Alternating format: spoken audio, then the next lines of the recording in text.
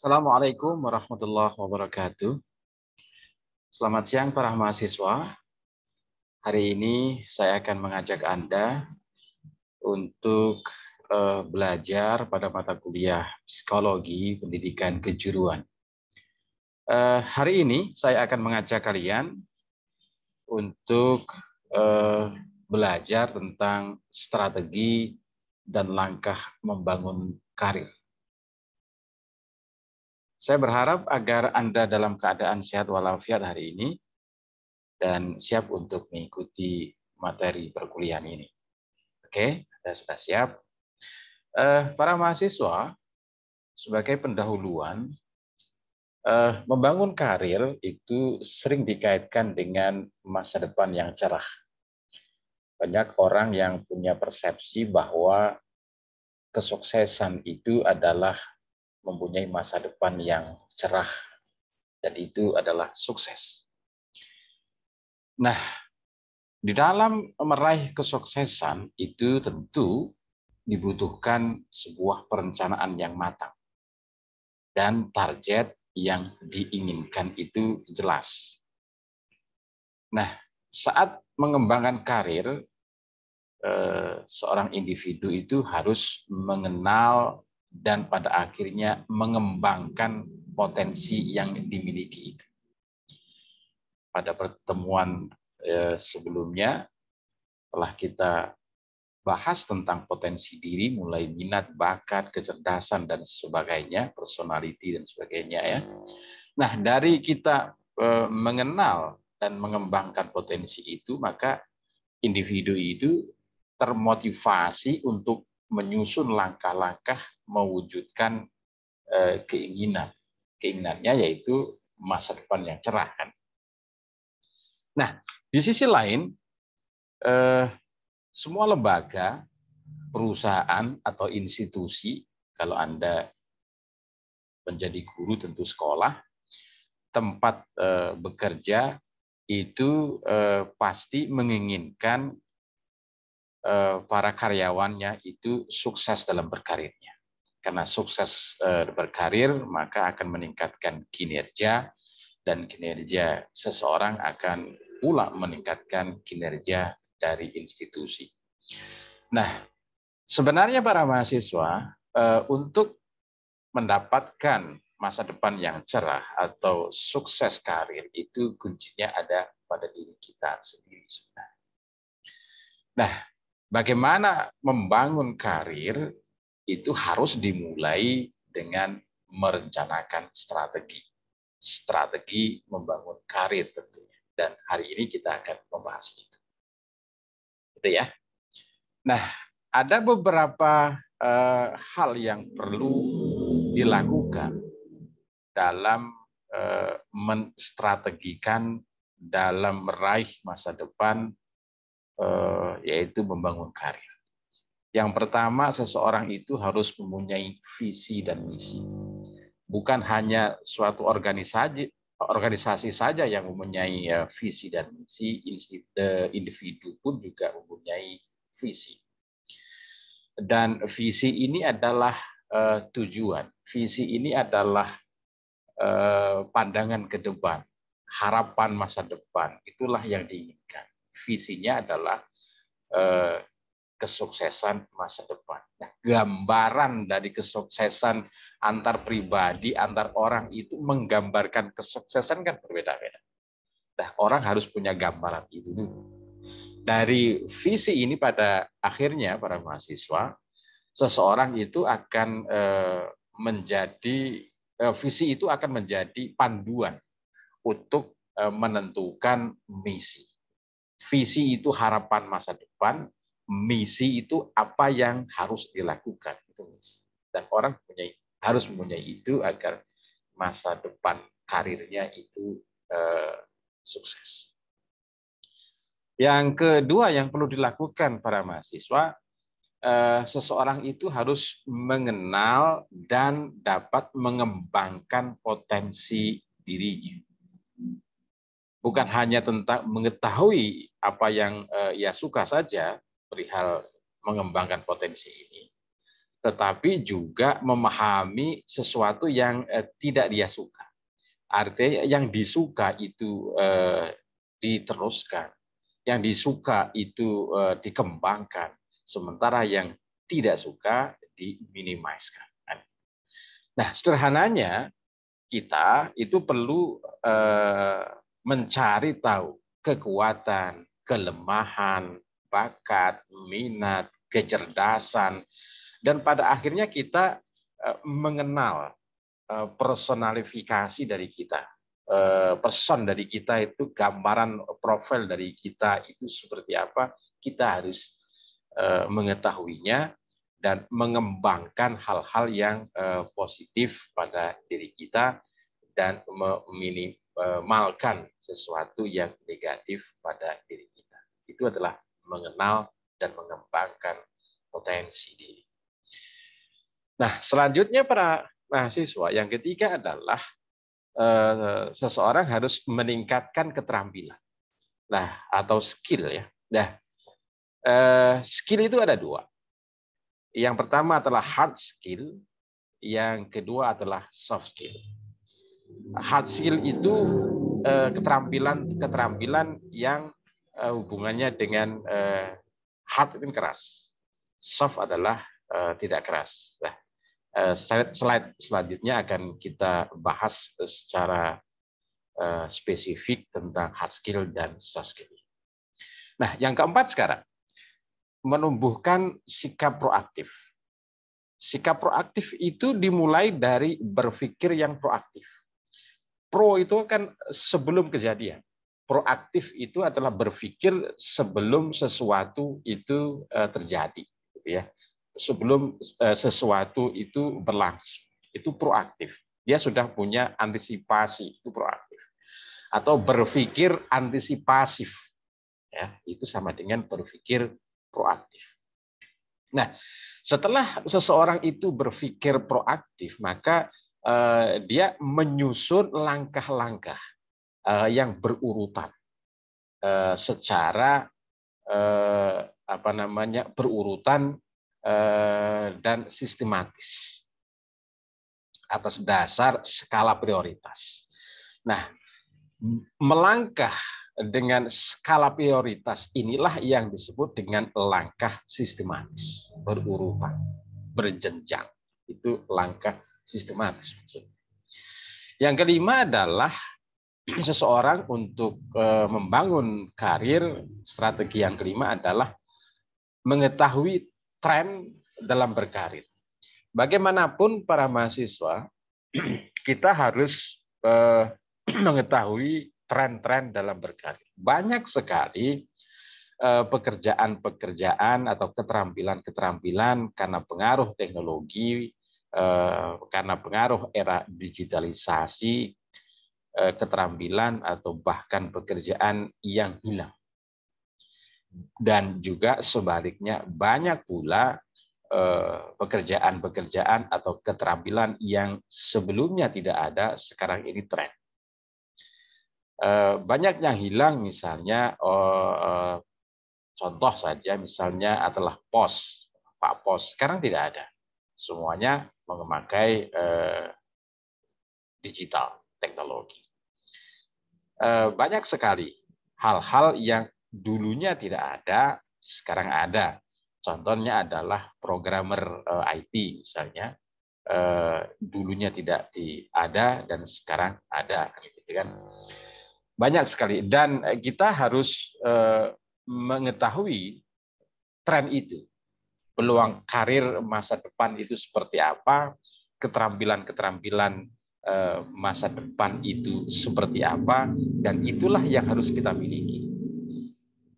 Pekerjaan-pekerjaan atau keterampilan-keterampilan yang dimungkinkan akan hilang, itu tidak perlu kita tekuni. Sebaliknya, pekerjaan atau keterampilan yang diprediksi akan hadir di masa yang akan datang, itu yang kita tekuni, yang kita ambil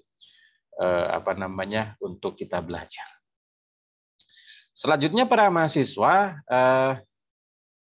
yang selanjutnya adalah selalu mengevaluasi diri. Evaluasi diri itu penting karena untuk mengetahui apakah langkah kita itu sudah sesuai atau belum dengan apa yang dicita-citakan dalam visi kita. Apabila sudah, maka bisa diteruskan langkah-langkah itu. Nah, apabila belum, tidak ada kata-kata tidak ya, belum ya. Apabila belum, tentu harus dicari penyebabnya dan juga harus dilakukan penyesuaian diri. Orang harus selalu relevan dengan zamannya. Inilah para mahasiswa 6 strategi seseorang atau individu dalam membangun karir.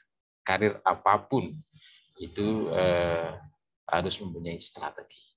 Salah satunya itu adalah guru produktif yang mungkin Anda besok akan menjadi seorang guru produktif.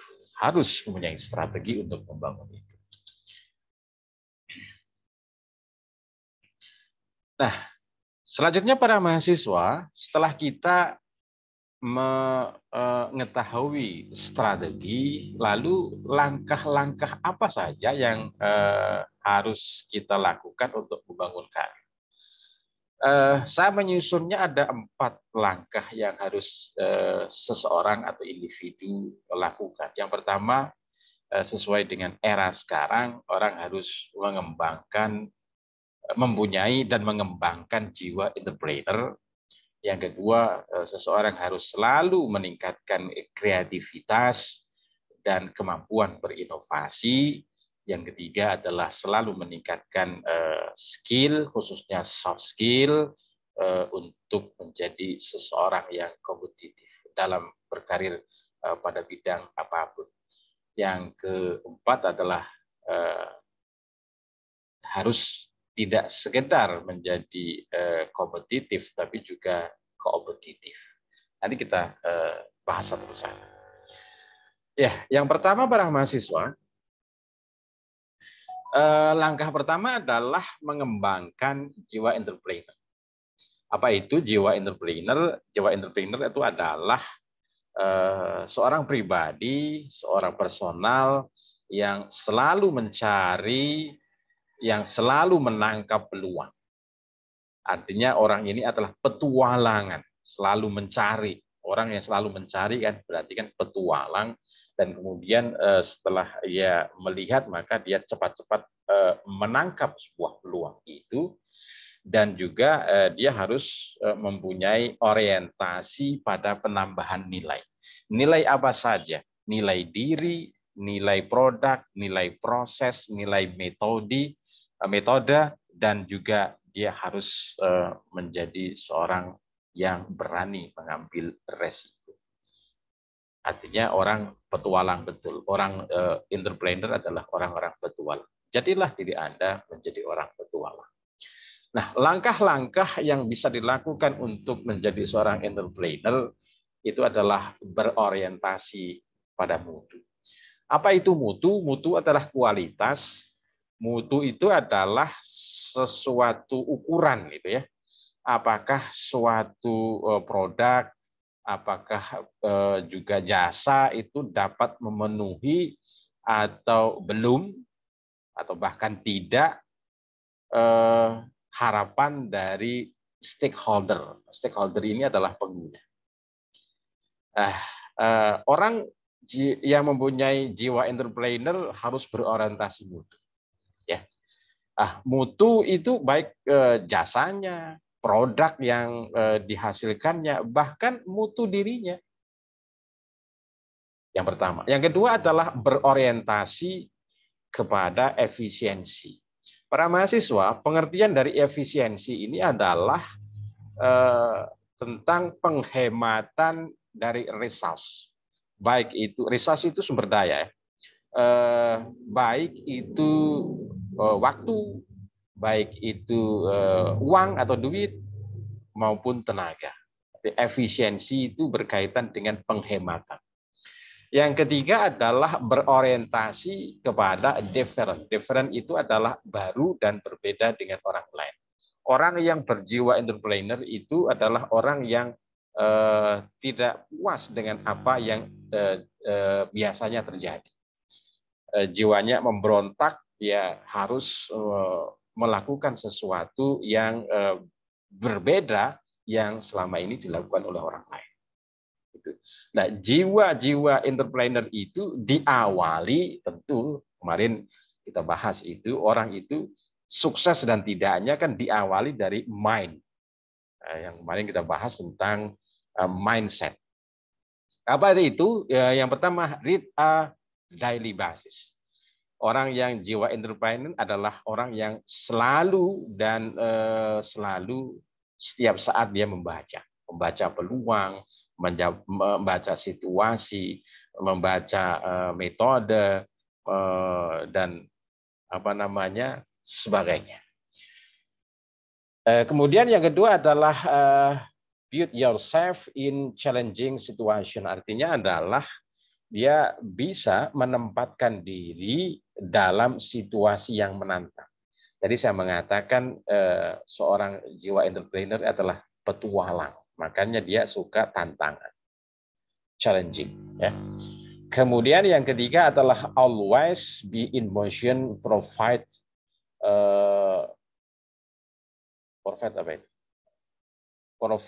value.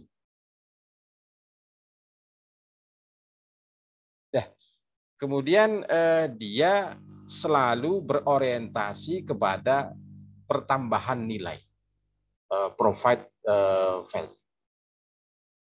Artinya apa yang dikerjakan harus lebih dari apa yang selama ini ada, baik itu produk, jasa, dan sebagainya. Provide value. Kemudian yang selanjutnya adalah failure is a part of the process. Dia menganggap orang yang tipe jiwa entrepreneur ini adalah menganggap bahwa sebuah kegagalan itu adalah suatu proses. Artinya dia tidak takut dengan suatu kegagalan. Selanjutnya adalah use networking to build your business. Artinya dia menggunakan kerja bersih untuk membangun sebuah bisnis. Yang selanjutnya adalah approach problems from all sides. Itu artinya mendekati masalah dari semua sisi. Melihat situasi, melihat suatu permasalahan itu secara holistik. Tidak hanya satu sudut pandang saja, tapi banyak sudut pandang. Karena berbeda tadi ya. Kemudian revisit your vision on daily basis, mengunjungi kembali visi setiap hari. Artinya dia selalu mengevaluasi apa yang dilakukan terhadap visi yang menjadi cita-citanya. Nah, karakter dari orang yang mempunyai jiwa entrepreneur adalah memiliki komitmen tinggi terhadap pekerjaannya. Indikatornya orang yang punya komitmen tinggi, dia itu disiplin. Dia mencintai pekerjaannya. Kalau orang tidak disiplin dengan pekerjaannya, maka dia tidak mempunyai komitmen. Yang kedua adalah dia bertanggung jawab, terus mencari peluang, yakin pada dirinya sendiri, PD, percaya diri ya, kreatif dan fleksibel. Fleksibel itu dia menerima masukan, menerima kritikan dari orang lain. Dia menganggap bahwa kritikan itu adalah sebuah informasi yang gratis dan real, gitu ya. Tidak sebaliknya, bukan tipe orang yang anti kritik, tidak. Sebaliknya. Yang keenam, karakternya adalah memiliki motivasi untuk lebih unggul dari yang sudah ada. Yang ketujuh, berorientasi untuk masa depan. Dia pasti punya visi, mau belajar dari kegagalan dan mempunyai leadership yang bagus, kepemimpinan ya. Nah, selanjutnya adalah langkah kedua adalah berpikir kreatif dan inovatif. pada pertemuan yang keberapa saya lupa, pernah saya bahas tentang berpikir kreatif dan inovatif. Slide ini hanya mengulang saja apa sih berpikir kreatif itu. Berpikir kreatif adalah proses penciptaan jalan keluar dari suatu masalah. Orang yang mempunyai kreatif yang tinggi itu indikatornya adalah orang itu problem solving, artinya mencari solusi.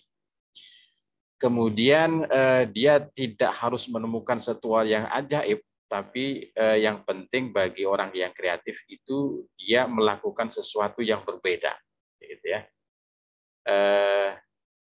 Kemudian berpikir di luar kebiasaan. Kemudian yang keempat adalah fokus untuk menyelesaikan masalah. Nah, caranya berpikir kreatif dan inovatif itu adalah duplication, extension, sintesis, dan invention.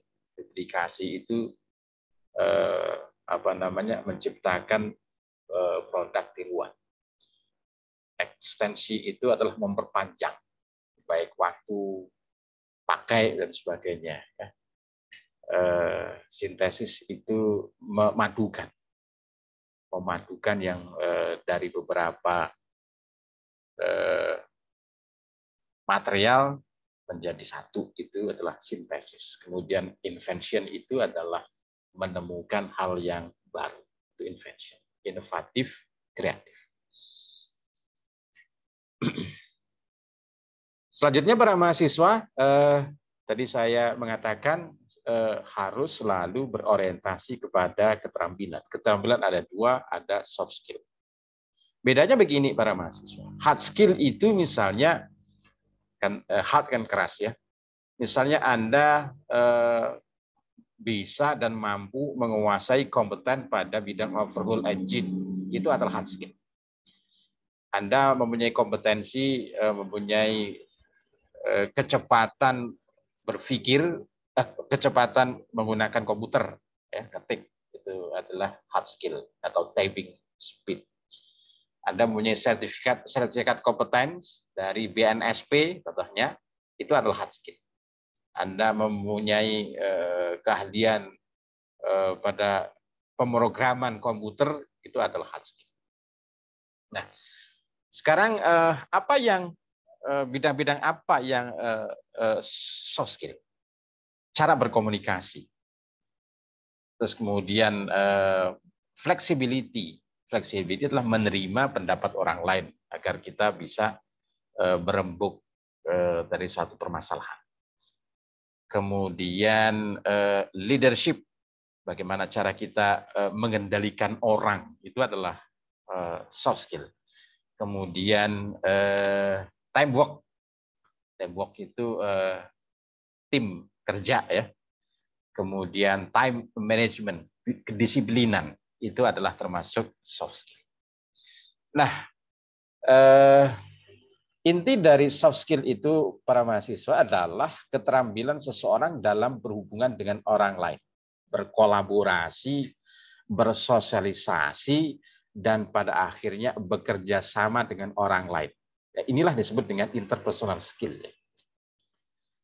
Yang pertama. Yang kedua, soft skill itu adalah intrapersonal skill, yaitu orang yang mampu mengembangkan kerja secara maksimal, orang yang mampu mengatur dirinya. Artinya dia mampu memanage dirinya.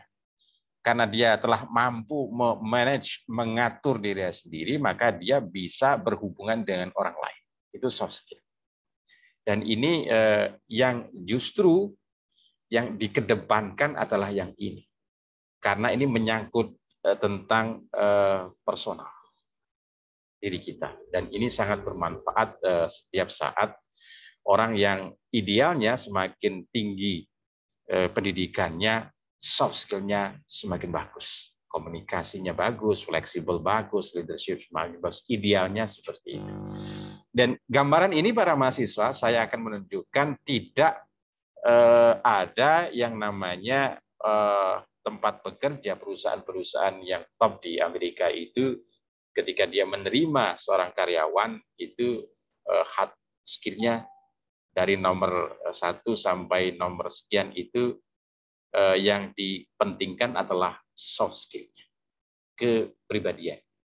Mulai kemampuan berbahasa, kejujuran, kemampuan bekerja sama, motivasi, kemampuan analitik, kemudian berorientasi pada detail, kepemimpinan, kepercayaan diri, dan bahkan tidak mengedepankan sebuah IPK. IPK itu bahkan di sini nomor 17. Ini adalah hasil dari penelitian yang dilakukan tahun 2002. Yang disurvei itu adalah 457 perusahaan yang ada di Amerika. Soft skill menjadi barometer utama dalam penerimaan sebuah karyawan. Yang keempat yang perlu dibangun langkahnya adalah kompetitif. Kompetitif itu adalah kolaborasi, grup skill, kemudian kerjasama, teamwork tadi ya, kemudian kebersamaan. Kenapa harus kita bekerja sama dengan orang? Seperti yang kita tahu bahwa tidak ada orang itu yang sempurna. Kesempurnaan itu terjadi apabila kita berkolaborasi dengan orang. Setiap orang pasti mempunyai kelemahan, dan kelemahan itu mungkin saja itu bisa ditutupi oleh sahabat kita, sahabat berkolaborasi. Makanya kita harus fleksibel dengan orang, kemampuan atau kecerdasan sosial ini juga penting. Nah, inilah yang menghasilkan kolaborasi.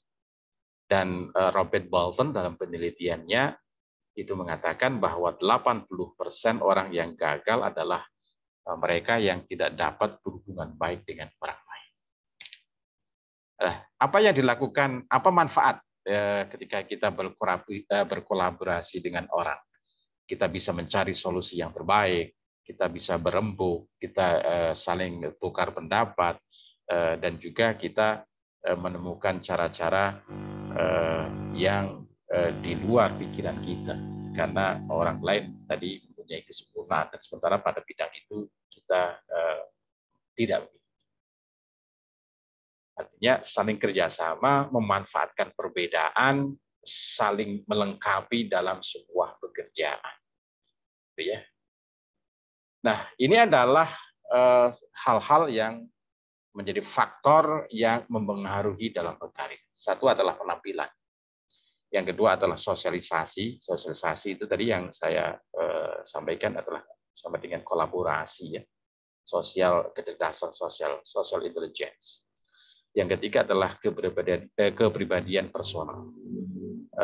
Kepribadian dan motivasi karyawan adalah atau prasyarat yang diperlukan untuk bekerja pada posisi pekerjaan tertentu.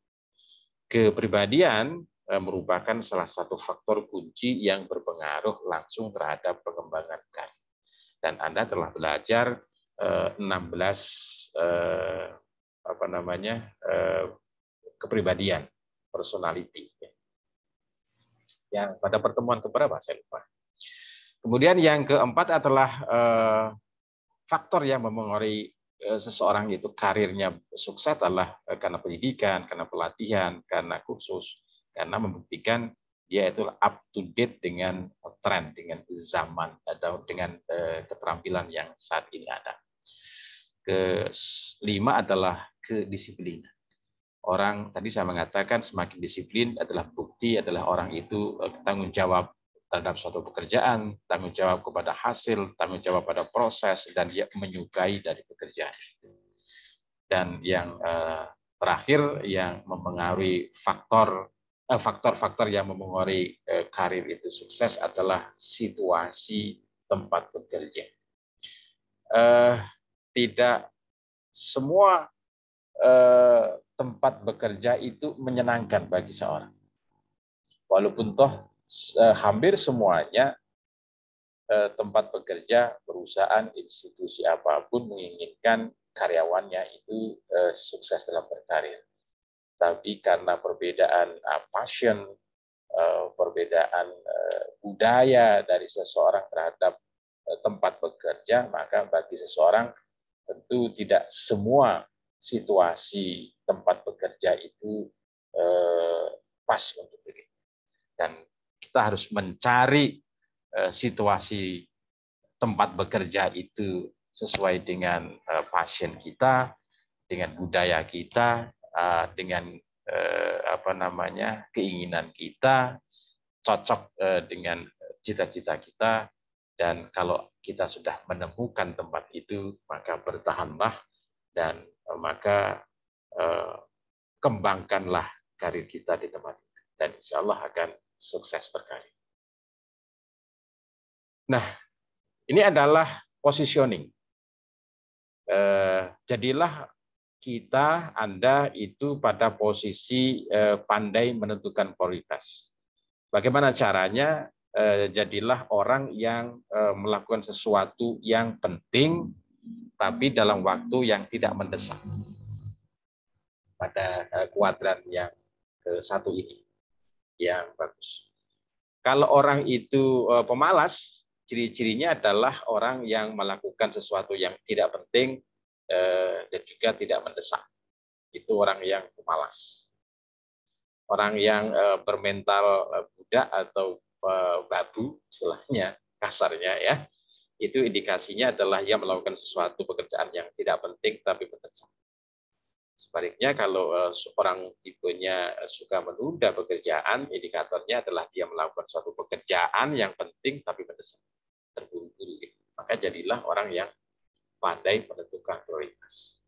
Kalau pandai menentukan prioritas, dia mengerjakan berdasarkan kepada skala prioritas.